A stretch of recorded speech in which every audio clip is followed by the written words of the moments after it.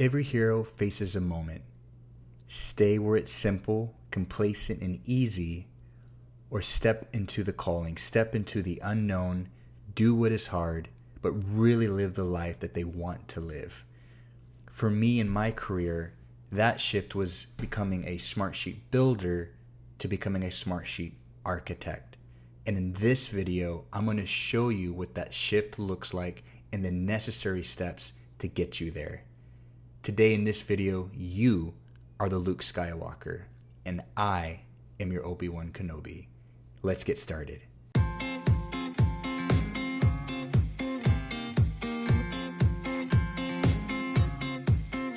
Welcome to Workflow My Workload. I am your guide, Justin Orazio, and today in this video, I'm going to show you how to put together the solution for your company, the Smartsheet solution for your company. And it's a mind shift change from a Smartsheet Builder to a Smartsheet Architect. I actually have a free gift for you. Both the workflow diagram and the slides I'm going to send to you absolutely free. Just click on the link below, put in your email, and I'll send it directly to your email address. Thank you for following me in this lesson on looking at the workflow solution as a whole, moving the mindset from the builder to an architect. And this is your first step in doing that. You got this. And we're going to go into story mode here. Let's backtrack back to 2018. And I had just gotten married, and I got hired on with a construction company where I'm hired on as a scheduler, and I get introduced to this tool called Smartsheet. Now, the construction company is using all these different tools, one of which is Smartsheet, and some of the company know how to use it, not very well, but they do know how to use it, and it kind of fell on me to figure out this tool. And I stumbled my way through it. I watched YouTube videos, and I'd read articles, and I would just trial and error, and I know you've been there, and I know what that's like, and it can be very frustrating at times. Well, anyway, I'm in that place, and as I'm going through it, I'm working full time, 40 hours a week, and it takes me an hour and a half one way just to get to work. And so it's 3 hours, up to 3 hours a day of driving. So I'm working 40 hours a week while driving almost 15 hours. So I'm spending 55 hours, almost 60 hours a week just in traffic and working alone. And I'm driving from Bremerton to Seattle. So if you know what that traffic's like, I've literally been on that highway. I know what that's like, and it sucks. And over time, I was like, I can't keep doing this. Because every week, I wasn't very present for my wife, and she was just getting the tired version, the worn out version of me. And I'm like, I can't keep doing this long term. And on top of that, my day job wasn't enough financially for us to cover our expenses. And we weren't living in luxury by any means. This was just our basic food, gas, housing, all of that. And so after working all day and then driving 3 hours a day, I then worked a second job at night where I did Instacart, and I would go and deliver groceries for people. I'd go shop and then I'd deliver the groceries. And it sucked. It was rough. And one day during my day job, I was in the office and I literally prayed about it. I was like, God, I can't keep going like this long term. Like financially, I need a way to make more money. Can you please show me a way? I want to work for it. I want to work hard for it, but show me the way to get there. And I kid you not, as I said that prayer, I looked down and the cursor of my mouse is on this icon for getting certified in Smartsheet. Well, long story short, I went and clicked into it and read up on it, and I realized that Smartsheet has a certification program. They since have now many different certification badges that you can get, and the one I got at the time was simply the product certification. Well, I went ahead and took it, and I passed. And what I ended up doing was when I got off of work during the day, at night, I would jump on a platform called Upwork. And it's a platform, like, think of it like Fiverr. It's where freelancers can go to do side gigs, side work. And I began to do Smartsheet work for other clients on the side at night. And again, I was just stumbling my way through trying to figure it out. One of the clients on the platform of work, his name was Mike. And Mike was sending me work from time to time. And he was like, hey, Justin, I really like your work. I'd actually like to hire you full time. And at the time I said no, because I was using the tool of Smartsheet more and more and more. I was actually able to build the entire solution for the entire company using Smartsheet. And I got Employee of the Year, I got a bonus, I got a bump in pay, I even got a company car. And over the course of time, I kept doing work at night and on weekends on Upwork, just building out Smartsheet assets for different clients. And over the course of time, me and Mike got connected again. He's like, "Hey, Justin, I really like your work. I would like to hire you full time. How about this? I'll pay you $20,000 more a year than what they're paying you right now, and you get to work fully remote. You get to work from home." And I was like, "Okay, yeah, let's do that." And I am so glad I made that leap. And it was scary, I'm not gonna lie, but I'm so glad I did it. And what happened was, when Mike hired me on full time, Mike actually showed me how to be a true Smartsheet consultant. How to go from a Smartsheet Builder, you can do a report here, a sheet there, a dashboard there, to a Smartsheet Architect. How to put the whole solution together for an entire company. And it took some years, it took some experience, a lot of training from Mike.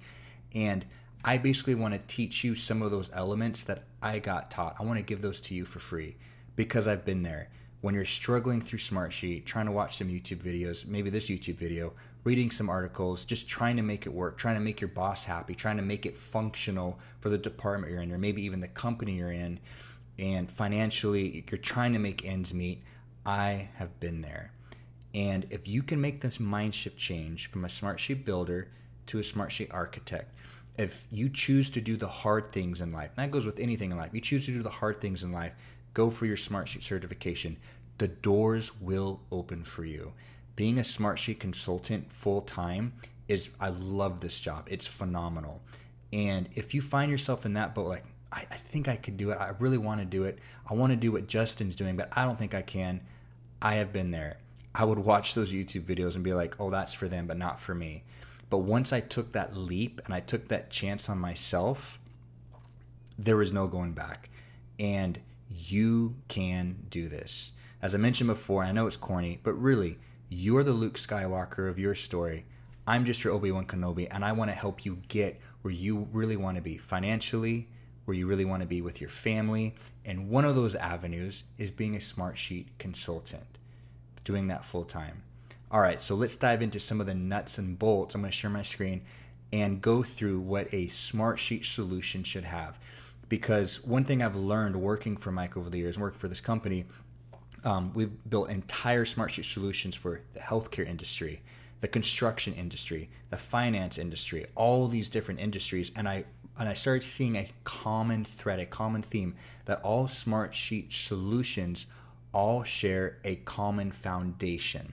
And I'm going to share my screen and go over what your Smartsheet solution should have at its core from a solution perspective, not from individual asset perspective, but everything being connected. All right, let's dive into it. All right, the second step in the project lifecycle is the project creation. The project creation. So this is when a potential project becomes an actual project. For instance, if you're in construction, a bid now becomes, you just got awarded a job from a bid, is now a project. A warm lead now just got converted into an actual client. You have a project that has now just been created. So let's go ahead and take a look at our workflow solution diagram. All right, so in our workflow diagram, we've moved now from intake into project creation. A potential project has now just become a project. Now the potential project is going to live in Smartsheet, is going to live inside a project template folder. So inside of this folder is everything inside this dotted line. You're going to have your project dashboard, your financial sheet, your project plan, your RAID log, your dashboard metric sheet, and then your reports that go with each sheet. All right, so inside your project template folder, you can have many, many more, obviously, assets. In fact, there should be inside your project template folder. But these assets right here are what I've noticed, again, throughout multiple industries, are core foundational assets that just about every project should have. So as you notice here, that you have your financial sheet, your project plan, and your RAID log sheet, all feeding into the dashboard metric sheet. The reason for this is as the project expands, or even as your solution expands and you're updating your project templates and different things like that, on the project dashboard, it is much, much easier to update and edit the project dashboard over time as you make tweaks and changes if it's just one sheet feeding into the project dashboard. But if you have 3, 4, 7, 10, 15 different sheets all feeding into a project dashboard, it can become a nightmare in the long run when trying to make updates in the future for your company. So for this to be scalable and to get rid of the worry and the headache in the back of your mind, I always have all my sheets feed into one sheet, which is called the metric sheet. And the next thing you'll notice here is each sheet feeds into its respected report. You have the financial sheet feeding into the financial report, the project plan feeding into the project plan report, and so on and so forth. The RAID log sheet feeding into the RAID log report. And a report at the end of the day is simply a filtered down sheet grouped in a specific way. And these reports should also live on your project dashboard. And on the project dashboard, your metric widgets and your graph widgets should be dynamic. And what I mean by that is when you click into a project dashboard widget, when you click into a graph or a metric, it should drill down to its respected report. All right, so to have a project folder with all of its assets to be created efficiently and effectively, let's go ahead and look on how to do that with a template set. All right, so we have our workspace called Project Workspace Demo, and inside this workspace, we have our folder, our project template folder. So let's go and open up this folder. So we have our financial sheet, our metric sheet that feeds into the dashboard, our project plan, our RAID log, and our dashboard. So real quick, open up a couple of these. Again, very, very basic. Our financials, our metric sheet that's pulling in the data from the financials and the other sheets for the dashboard. Got our project plan, Darth Vader, Darth Maul, the Emperor, have some tasks to do, and then we have a RAID log. Our risks, action, issues, and decisions. For instance, risk, just our secret plans have been leaked, showing weak spot in design. Mitigation plan, send Darth Vader to go retrieve the plans from Princess Leia. That hasn't been completed yet, so I wonder how that went for him. All right, and for each of these sheets, we have their respected reports. And then we have the dashboard. And the metric sheet that I just mentioned is what feeds into this dashboard. So if I open up the hood on this dashboard, go into edit mode and double click, say one of these graphs here, it's coming in from the metric sheet template, metric sheet template, metric sheet template. All right. So how do we take all of these assets and quickly convert them into their own project? So not to be confused and stay with the template set, but they all need to be their own thing, their own project. Well, what we're going to do is we're going to go ahead and go back to the workspace, and this folder here, and to make it very clear, this is what you do if you do not have Control Center. If you do have Control Center, there's a video that someone else made that I'm friends with that I want to send over your way, and I'll drop it in the link below. If you have Workspace, follow this video. If you have a Control Center, follow this video. But if you don't have Control Center, this is the other way to do it. So you're going to right click into the folder, and the panel is going to appear, and you're going to go down to Save as New. Save as New. And by default, it puts copy of at the beginning. Let's go ahead and remove that. And we're going to get rid of the phrase template and demo. And maybe we're building a project for the Emperor.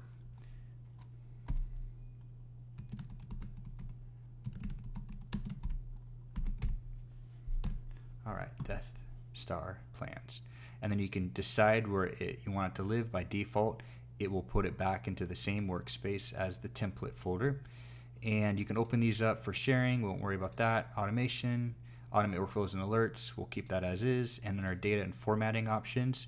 If you want all of these checked, by default it checks them all, but you can choose if you want to get rid of these. But I'm going to go ahead and keep them all in here. I usually do. And I want to make sure that newly created sheets newly created sheets is already chosen, and by default it should already be chosen for you. All right, let's click save.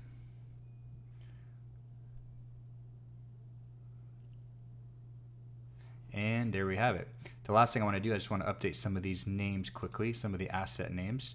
So I'm going to click on Project, Death Star Plans, and I'm going to rename these.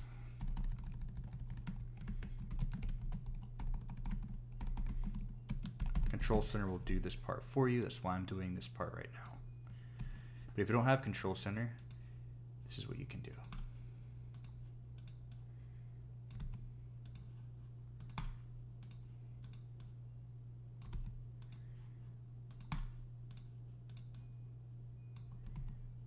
All right.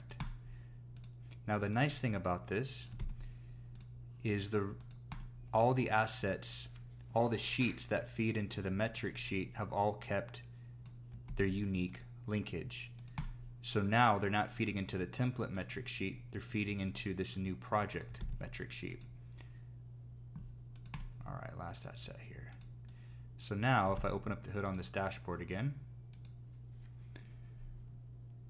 and I click edit mode, and I open up the same graph here, instead of just saying metric sheet template, it should say metric sheet Death Star Plans. Metric sheet Death Star Plans. So now all of this data is flowing from its own metric sheet, not the template metric sheet, but from the project metric sheet. All right, so now we have our template set, save as new, for a brand new project that has just spun up. And you can see here, I have all my assets listed here, and the one metric sheet is feeding into all of these items, and if I need to choose on my financials or my project plan or my RAID log, they all show up right here as well on my dashboard. If you would like more detailed information on how to set up a metric sheet to feed into your dashboard, I actually have a full masterclass just on that. If you click on the bio below, it's yours. It's absolutely free. Just click on it and I walk you through step by step how to set up a metric sheet to feed into your dashboard. All right, let's go into the next step of our project lifecycle. Hey there, if this video has been helpful to you so far, I actually have a full-length training video solely on Smartsheet dashboards. I cover dashboards from end to end. And more importantly, I also cover the top 3 keys to make your dashboard stand out from the rest. If you're ready to take your dashboard to the next level and you really want to up your game, this is your video. This is the video you've been looking for. It's 100% free. Just click on the link below and it's yours. All right, let's get back to this current video. All right, let's look at the third step of our project lifecycle, and that is the project created. So let's go ahead and see how it's set up in such a way where updates are made in real time and reflect on the project dashboard. All right, so let's do a test here on managing this new project. So we got our new project, Star Wars dashboard. Death Star Plans, we have 85 red lightsaber, 65 green, 74 yellow, 36 purple, and 24 white. So let's update this in real time. So we have our financial sheet, like all the other sheets, feeding into our metric sheet. So let's go ahead and make a change on the financial side to see if we'll choose red lightsabers to see red lightsabers change, to see that update in real time on the dashboard. So this project's moving along. So I go to my financials Death Star sheet. And as we see here, we got 85, 65, 74 balls. All right, so let's say the quantity just went up. Let's add 100 to this. So now it's 100 and 85. All right, before it was 85, now we're going to say it's 185. All right, so we'll go ahead and click save. Now, if we go back to our dashboard, go to recents, go to our dashboard, and now it says 185. It did it in real time. So because the sheets are already talking to the metric sheet and the metric sheet is talking to the dashboard, any changes I make on my sheets or my reports, again, they're all feeding into that one metric sheet, and it automatically updates my dashboard in real time. So as I'm managing my projects, I'm updating statuses, updating financials, updating RAID logs, whatever the case may be, everything will always be updated in real time for the project to be managed. All right, let's look at our next step in the project lifecycle. All right, the fourth step in the project lifecycle is archiving. archiving. This is when a project is closed out and it's no longer needed to be updated in real time like it does in project management. And in this step, it's very simple. You can go ahead and take the project and you can drag and drop that folder into a different workspace. You can drag and drop, you can move that row off the project intake sheet, or you can leave it on there depending on how many projects you have coming in and going out. And one thing to keep in mind when archiving is if you have a offboarding sheet where your old projects live and go to, like say from your project intake sheet, and you want a report or reports looking at both closed and live projects, both archive projects and live projects, make sure that report or those reports are looking at both sheets. So you're always able to see all the data there.